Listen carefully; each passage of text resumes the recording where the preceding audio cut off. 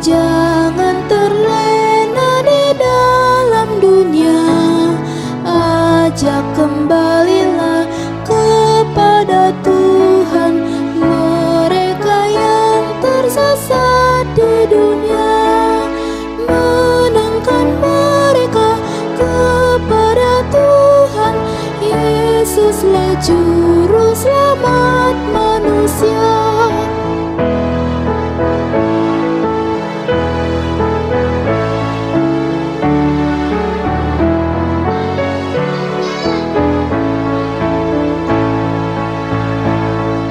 Yang paling jahat pun di masa lalu, jika bertobat menerimamu, Yesus menantimu dan menyambutmu. Dengan darahnya kau telah ditebus. Tanyakan dirimu, berapa jiwa yang telah kau bawa kepadanya.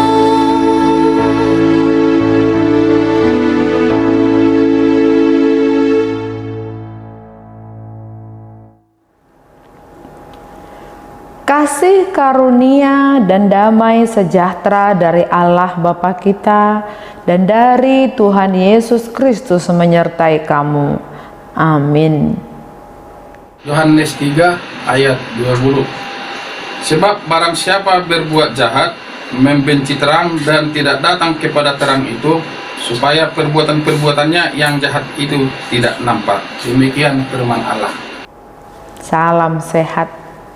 Saudara, hari ini kita akan merenungkan firman Tuhan dari Injil Yohanes pasal 3 ayat 20 yang sudah kita dengarkan barusan. Lalu topik kita adalah terang yang berkuasa. Pernahkah saudara mencari sebuah benda di dalam sebuah ruangan yang gelap? Maka langkah pertama yang kita lakukan ketika awal memasuki ruangan adalah menyalakan lampu. Atau jika lampu tidak tersedia di dalam ruangan tersebut, kita akan membawa senter atau benda penerang lainnya. Mengapa benda yang kita cari tidak kelihatan? Karena gelap menguasainya. Ketika terang hadir, benda yang kita cari menjadi terlihat dan kita akan melihat dengan jelas ukurannya, bentuknya, warnanya, dan apa-apa saja yang ada di sekitarnya. Maka dampak dari sebuah terang yang hadir di tengah kegelapan adalah menyatakan yang tidak terlihat. Renungan kita hari ini mengingatkan kita bahwa orang yang berbuat jahat ialah sebagai dampak dari kegelapan yang menguasainya. Sebagaimana gelap tidak suka terang, karena terang akan menyatakan apa yang gelap itu sembunyikan.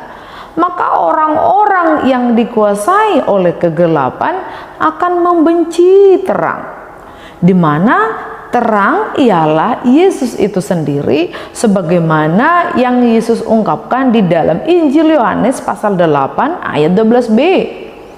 Yesus berkata, "Akulah terang dunia. Barang siapa mengikut aku, ia tidak akan berjalan dalam kegelapan, melainkan ia akan mempunyai terang hidup."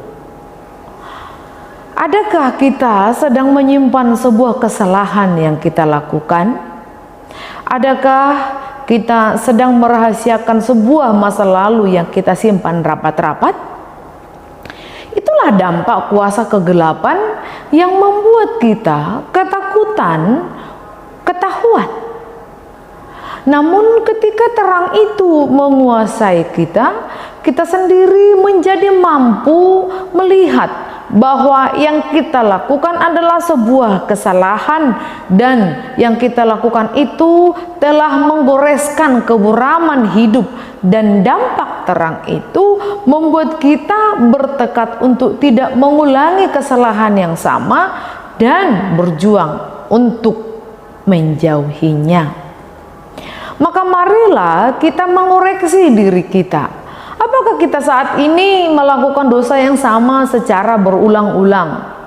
Jika ya, itu dampak dari kegelapan yang menguasai kehidupan kita, sehingga kita secara sukarela melakukan hal-hal yang jahat di mata Tuhan.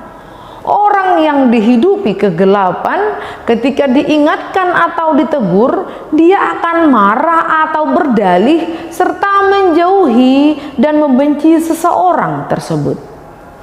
Saudara, sudah jauh-jauh hari Yesus mengingatkan orang-orang percaya untuk mengoreksi kehidupannya.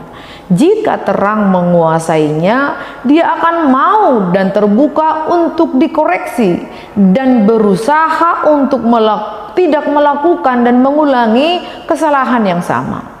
Jika gelap menguasainya, dia tidak akan merindukan firman Allah, malahan akan menjauh dan tidak suka ditegur dan diingatkan, serta membenci orang-orang yang menegurnya. Marilah terbuka untuk ditegur oleh firman Tuhan, supaya kegelapan tidak menguasai hari-hari kita. Amin. Kita berdoa.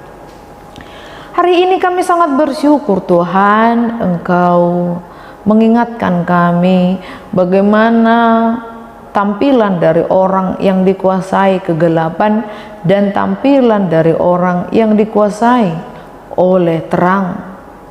Maka orang yang gelap, dia tidak mau dikoreksi, dia akan bersembunyi, dia tidak suka diingatkan, karena kalau terang datang dalam hidupnya, dia akan kelihatan dosanya atau kelihatan kesalahan-kesalahan atau kejahatan yang dibuat. Namun orang yang dihidupi oleh terang, dia akan terbuka dan dia suka diingatkan, suka ditegur, karena dia dikuasai oleh Kristus Yesus. Biarlah roh Tuhan yang menguatkan kami untuk melawan kejahatan, melawan kegelapan, sehingga terang Kristus berdiam dalam hidup kami dan kami semakin layak di hadapan Yesus, di dalam Kristus Yesus.